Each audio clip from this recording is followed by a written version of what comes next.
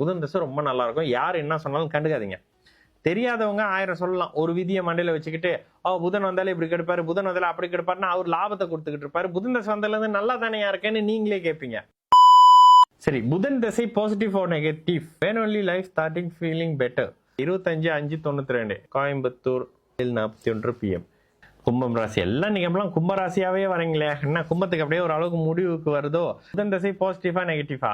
சும்மா ஒரு கெஸ் பண்ணுங்க. புதன் தசை பாசிட்டிவா நெகட்டிவானு? புதன் கண்டிப்பாக கெடுதல்களை செய்யாது. ஏங்க உங்க இஷ்டத்துக்கெல்லாம் சொல்லாதீங்கன்னு. புதன் 8க்கு 12ல மறைஞ்ச 7ஆம் இடத்துல லாபத்துக்கு 9ல திரிகோணத்துல இருக்கிறாரு. எப்படி கெடுதல் பண்ணாரு? புதன் தசை கெடுக்காது.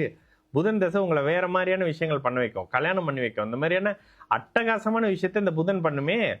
பிரதர், உங்களுக்கு நீங்க தான் பதில் சொல்லணும். புதன் தசை திருமணத்துக்கான அமைப்புகள், குடும்பம், லாபம் மாதிரியான விஷயத்துக்கெல்லாம் ரெடி ஆகிட்டு இருப்பீங்க. இது உங்க ஜாதகம் எவ்வளவு பெரிய ஜாதகம்னு உங்களுக்கு தெரியுமா தெரியாதா? இந்த இடத்துல லக்னாதிபதியை சனி பார்த்தது தவறுனாலும் கூட, தவறுதான் ஓகேங்களா, தவறுனாலும் கூட இந்த இடத்துல லக்னத்தை சுக்கிரன் பார்க்கறது அதற்கு ஈடு செய்யக்கூடிய அமைப்பு, ராசியை குரு பார்க்கறது அதுக்கு ஈடு செய்யக்கூடிய அமைப்பு. புதன் தசை கண்டிப்பான கெடுதல்களை செய்யாது. மாறா ஜோசியத்துல ஆர்வத்தை கொடுக்கும் புதன் தசை. அதெல்லாம் வந்தாக்கா வாங்க, கண்டிப்பா ஒரு நாள் நல்ல ஜோதிடரோடு நல்ல ஆரோக்கியமான ஒரு டிஸ்கஷன் மாதிரி பண்ணணும்ன்றதுல எனக்கும் பெரிய விருப்பம். இந்த புதன் தசை உங்களை ஜோசியம் பக்கம் தள்ளிக்கிட்டே வரும். ஜோசியரா தான் ஆகுவீங்க. ஜோசியர மாதிரியான விஷயங்கள்ல லாபம் வரும். பிரதர், புதன் தசை ரொம்ப நல்லா இருக்கும்.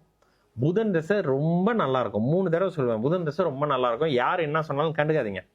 தெரியாதவங்க 1000 சொல்லலாம். ஒரு விதியை மண்டையில வச்சுக்கிட்டு புதன் வந்தாலே இப்படி கெடுப்பாரு, புதன் வந்தாலே அப்படி கெடுப்பாருன்னா அவர் லாபத்தை கொடுத்துக்கிட்டு இருப்பாரு. புதன் தசை வந்தால இருந்து நல்லா தானே இருக்கேன்னு நீங்களே கேட்பீங்க. இந்த மாதிரியான விஷயங்கள்லாம் இருக்கும். சில இடத்துல கேட்காம அப்படியே பேசாம வந்துடுறதுனால தான் ஜோதிடர்களுக்கெல்லாம் கொம்பு முளைச்சிருது, கடவுளா மாறிடுறாங்க.